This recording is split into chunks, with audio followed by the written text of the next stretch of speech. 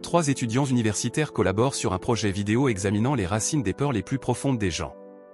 Cependant, un membre devient obsédé par une thèse et insiste pour tourmenter leur sujet, laissant à ses amis la tâche d'arrêter son plan sinistre avant qu'il ne soit trop tard. Un soir, après le cours d'éthique, l'étudiant en cinéma Stephen fume une cigarette dans une ruelle sombre et Kay le rejoint. Le timide homme affirme qu'il n'a suivi ce cours que parce qu'il en avait besoin pour ses prérequis en tant qu'étudiant en cinéma. Le camarade dit qu'il est étudiant en philosophie, profondément intéressé par le concept de la peur. Kay ajoute que les cours de philosophie de leur école sont médiocres et qu'il pense qu'il devrait se concentrer sur des choses que les humains ne comprennent pas, comme la peur. Lorsque Stephen lui demande d'expliquer davantage, l'homme déclare que si une personne refuse d'affronter ce qu'elle craint le plus, la peur la trouvera tôt ou tard. Cependant, l'étudiant ne pense pas avoir de peur qui justifie une conférence de 2 heures, ce qui amène Kay à lui demander quelle est la pire chose qui lui soit jamais arrivée. Quelques jours plus tard, Stephen s'ouvre à Kay au sujet de son frère, qui est décédé des années plus tôt lorsqu'il a écrasé sa voiture sous l'emprise de l'alcool. Le camarade se demande si perdre un frère aîné l'a fait craindre pour sa propre mortalité, mais l'homme dit qu'en dépit de la colère et de la tristesse, la peur aurait été égoïste. Soudain, l'alarme de la montre de Stephen sonne et il explique qu'il l'utilise pour suivre les horaires des trains. L'ami remarque que cela fait 10 fois que l'alarme sonne depuis leur rencontre et pense que l'homme l'utilise comme une béquille parce qu'il a peur de vivre sa vie. Plus tard dans la nuit, Kay prend son médicament devant le miroir de la salle de bain et se souvient avoir vu un intrus armé d'une hache tuer ses parents lorsqu'il était enfant. Le matin suivant, Abby, la collègue des étudiants à la bibliothèque, dit que la police le recherche, mais il se rend vite compte que c'était juste une farce de Kay. Ensuite, le camarade invite Stephen chez lui après le travail, affirmant qu'il a une proposition qui pourrait l'intéresser. Le soir, l'homme arrive chez son ami et trouve une note sur la porte lui disant de se rendre au sous-sol. Dans le sous-sol, il voit Kay peindre le portrait d'une femme nue posant près d'un mur. Lorsque le camarade remarque Stephen, il ordonne à la femme de partir et elle quitte la pièce sans un mot. L'homme lui fait des compliments sur ses talents et lui demande s'il a d'autres portraits, mais l'ami dit qu'il les jette parce qu'il ne supporte pas tous les regards qui se posent sur lui. Tandis que Kay prend une douche, il parle à Stephen de son projet d'étudier les peurs des gens et ce qui les provoque. L'étudiant hésite au début, mais son ami lui fait remarquer qu'il a accès à du matériel de cinéma et qu'il a besoin d'un projet pour sa thèse. Stephen partage que son frère avait une Mustang bleue vintage qu'ils ont conduite tout l'été avant sa mort. Il admet aussi qu'il sait qu'il aurait pu facilement être dans la voiture quand elle a eu l'accident, raccourcissant sa vie à 15 ans. Finalement, il reconnaît que l'étude pourrait offrir de nouvelles perspectives sur la peur et accepte de participer. Plus tard dans la soirée, ils se rendent dans un bar pour célébrer et finissent par coucher avec 2 femmes qu'ils ont rencontrées dans l'établissement. Stephen contacte Cheryl, une camarade étudiante en cinéma et amie, et l'invite à rejoindre l'étude en tant que rédactrice du projet. Bientôt, le groupe affiche des flyers à la recherche de participants volontaires et prépare un petit studio où ils intervieweront les sujets. Bien que plusieurs personnes se présentent, Kay se montre rapidement frustré par les résultats car il pense que les interviews ne captent pas la profondeur de ce qu'il recherche. Plus tard dans un dîner, Cheryl fait remarquer que c'est le premier repas qu'elle partage avec Stephen malgré une amitié de 2 ans, ce à quoi il plaisante en disant que c'est peut-être parce qu'elle est végétarienne. Le soir, le mécontent Kay prend de force la montre de Stephen et la brise sous ses pieds avant qu'une bagarre n'éclate. Cheryl calme la situation en se proposant comme sujet d'essai. Pendant l'entretien, la femme se confie sur les abus qu'elle a subis enfant de la part de son père, expliquant qu'il travaillait dans une usine de transformation de viande et que l'odeur persistait sur lui lorsqu'il la violait, ce qui fait qu'encore aujourd'hui, elle ne supporte pas l'odeur de la viande et refuse d'en manger. Après que Cheryl ait fini de raconter son expérience poignante, Quaid déclare avec excitation qu'il traite enfin d'un véritable traumatisme. Lorsque la femme dit qu'il est à son tour de partager sa peur la plus profonde, il couvre l'objectif de la caméra, insinuant qu'il n'est pas encore prêt à dévoiler cette partie de lui-même. Dans la salle de bain, Kay jette tous ses médicaments dans l'évier et jette les flacons vides à la poubelle. Plus tard dans la nuit, Stephen réveille son ami d'un cauchemar, et ce dernier révèle que sa plus grande peur provient d'un événement traumatique de son enfance, lorsqu'il a été témoin du meurtre de ses parents par un attaquant armé d'une hache qui est toujours en fuite. L'homme explique que ce traumatisme non résolu l'a poussé à étudier les peurs des gens et comment ils y font face, convaincu qu'en comprenant comment les gens affrontent leurs propres cauchemars, il pourra découvrir une manière de vaincre la sienne. Le lendemain, Abby dit à Stephen que Quaid lui a demandé de poser pour lui, mais elle a refusé. Plus tard, le camarade révèle qu'il a acheté une voiture identique à celle dans laquelle le frère de Stephen est mort, insistant sur le fait que la conduire aidera l'homme à affronter sa peur.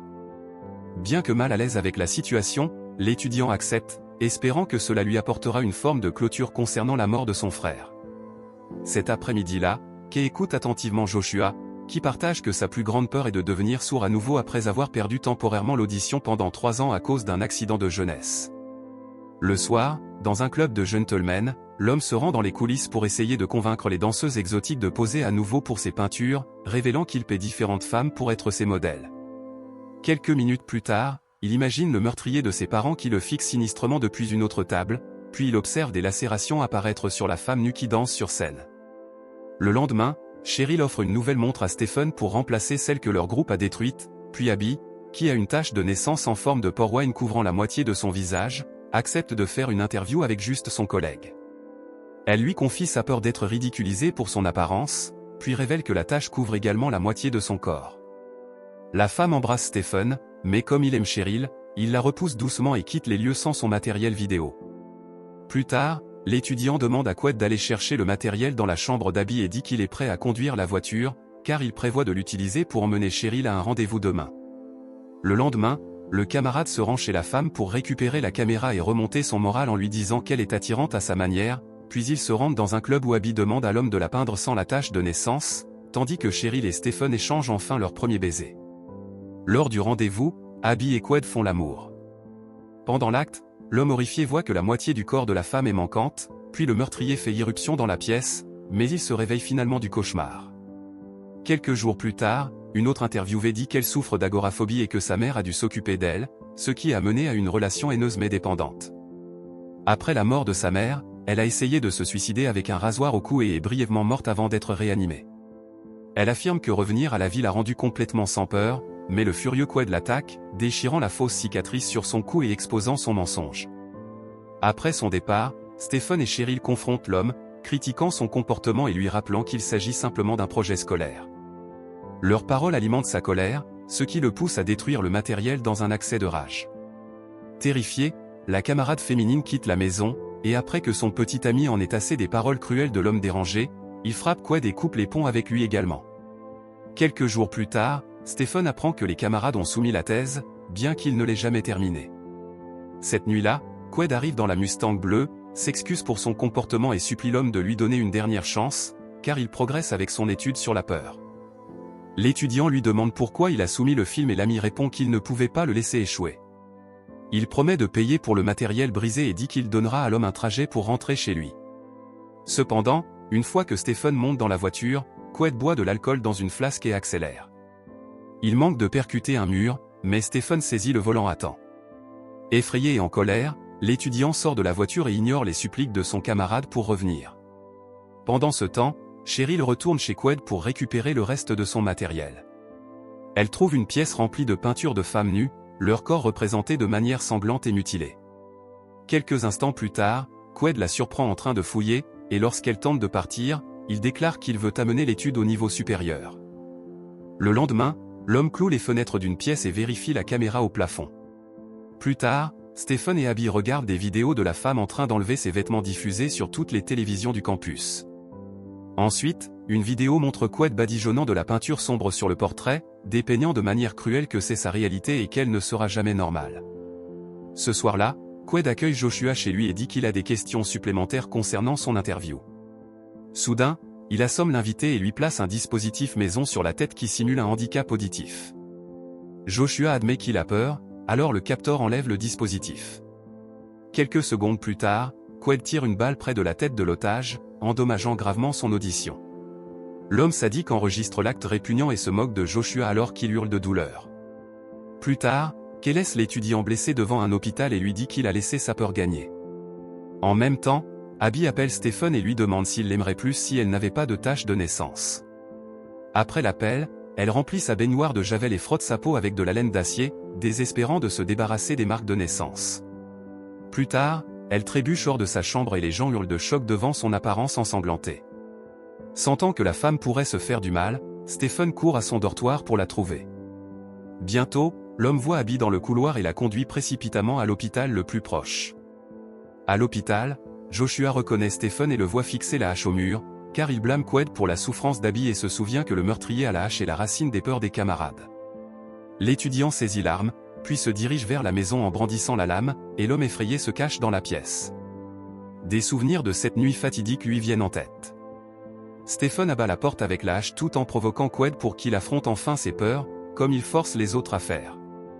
Lorsque le camarade se calme, il reconnaît la voix de son ami et réalise que ce n'est pas le meurtrier. Quaid confronte l'attaquant, lève l'arme et le force à se coucher avant que Stephen ne puisse réagir. L'homme lui porte un coup rapide, le rendant inconscient. Plus tard, l'étudiant se réveille attaché à une chaise, et le capteur le force à regarder une série de vidéos dérangeantes. Dans l'une d'elles, Cheryl tente de s'échapper de la pièce verrouillée, révélant que Quaid l'a kidnappée et emprisonnée. Sur le sol, un steak cuit et le camarade dément explique qu'il a conçu l'épreuve pour pousser la femme, végétarienne, à ses limites absolues, jusqu'à ce qu'elle n'ait d'autre choix que de dévorer le steak, bien que l'odeur lui rappelle les abus de son père. Au fur et à mesure que la vidéo continue, Stephen assiste à la rapide dégradation physique et mentale de sa petite amie au fil d'une semaine. Bientôt, elle développe des tics et devient paranoïaque, croyant que quelque chose rampe sur son corps.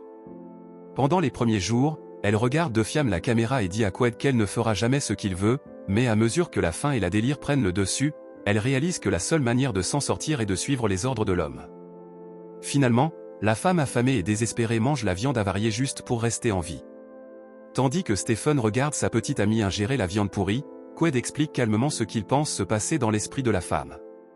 Le capteur dérangé affirme avoir laissé Cheryl partir immédiatement après, et ne sait pas où elle se trouve actuellement. L'étudiant pense qu'il ment, alors Quaid lui dit qu'il peut vérifier la maison s'il ne le croit pas. Soudain, ils entendent un bruit de crash venant d'en bas et le capteur quitte la pièce pour vérifier. À l'insu des deux, Joshua a suivi Stephen de l'hôpital après l'avoir vu prendre la hache, convaincu que les hommes travaillent toujours ensemble. Alors qu'il est seul dans la pièce, le captif se libère de la chaise et s'infiltre discrètement dans le couloir. Il se rend à la cuisine, prend un couteau sur le comptoir et l'utilise pour couper les attaches sur ses poignets. Pendant ce temps, Quaid recharge le pistolet et cherche le bruit dans la maison. Derrière lui, l'étudiant s'approche silencieusement et lève la lame, mais avant qu'il ne puisse attaquer le tortionnaire, le bruit de la vidéo se fait entendre à travers la maison et Quaid se retourne. L'homme lève l'arme et s'apprête à tirer lorsque Joshua apparaît soudainement et abat la hache sur le torse de Stephen, le blessant mortellement. L'étudiant sourit en retirant la lame du corps de Stephen, convaincu d'avoir pris sa revanche sur l'un des hommes responsables de sa situation tragique. Pendant ce temps, Quaid regarde les événements se dérouler et sa peur le pousse d'abord à imaginer Joshua comme l'homme qui a tué ses parents. Après que Stephen soit tombé au sol, le capteur armé tire sur l'intrus dans la tête, croyant délirant qu'il est enfin capable de venger la mort de ses parents. Puis Quaid voit son ami mourant au sol, se met à genoux et se penche sur son corps alors que Stephen lutte pour rester en vie et essaie de prononcer ses derniers mots. Le capteur dérangé regarde silencieusement l'homme rendre son dernier souffle et observe curieusement ses pupilles se dilater alors qu'il meurt enfin. Quelques instants plus tard, Quaid roule le corps de Joshua contre le mur, puis traîne Stephen à travers une porte et descend un escalier. Dans le sous-sol, l'homme ouvre une porte verrouillée et à l'intérieur, Cheryl, émaciée, se laisse tomber contre le mur de briques, une main attachée à un gros tuyau. La femme pleure lorsqu'elle se rend compte que le corps sans vie est celui de son petit ami.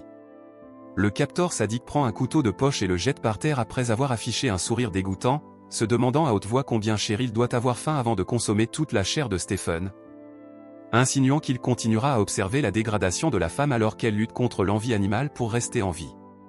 Quaid est convaincu qu'il a atteint son objectif avec son étude sur la peur, comme il l'espérait, et il croit avoir aussi conquis ses démons en affrontant sa propre peur du meurtrier à la hache. Alors que l'homme maléfique claque la porte au visage de Cheryl, la femme hurle de douleur et de souffrance, suppliant l'homme de la laisser partir avant qu'elle n'ait à faire l'impensable et manger la chair de son petit ami mort.